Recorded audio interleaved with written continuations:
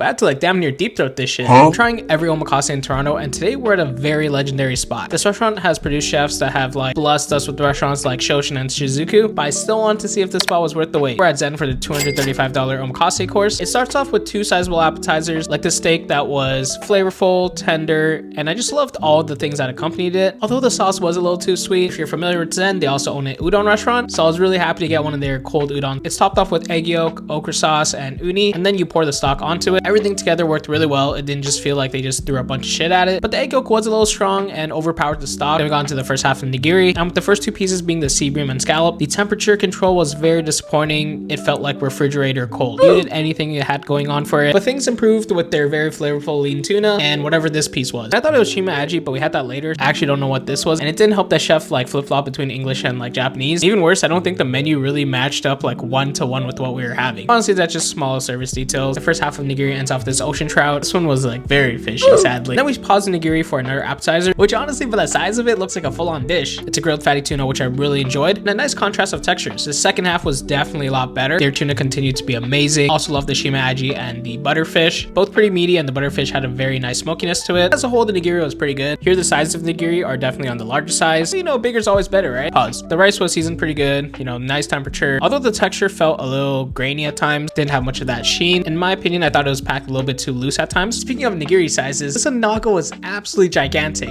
both lengthwise and girth. I would say I have a big mouth, but I had to like damn near deep throat this shit. Besides that, it was actually some of the best onaga I've had on the series. Oh yeah, we had like a pretty nice mackerel hand roll, as well as one of my favorite negitori hand rolls of all time. Very crispy seaweed, so much nice, you know, flavor and acidity to the tuna. Things end off with dessert, which definitely didn't feel like a filler. This was kind of like a Japanese wafer like ice cream sandwich. The best dessert I've had on this entire series. On the side, you even get some Miyazaki mangoes as well. Overall, this meal was pretty good. Definitely some high highs, but also some low lows. The pacing of the courses and service didn't feel that refined, if I'm being honest. And I think that's a result of the chefs having to serve so many customers. They have a big omakase counter, but then also a la carte customers that they have to serve. Nothing of major concern. And on the worth the wait scale, I'm gonna give them a 7.9 out of 10.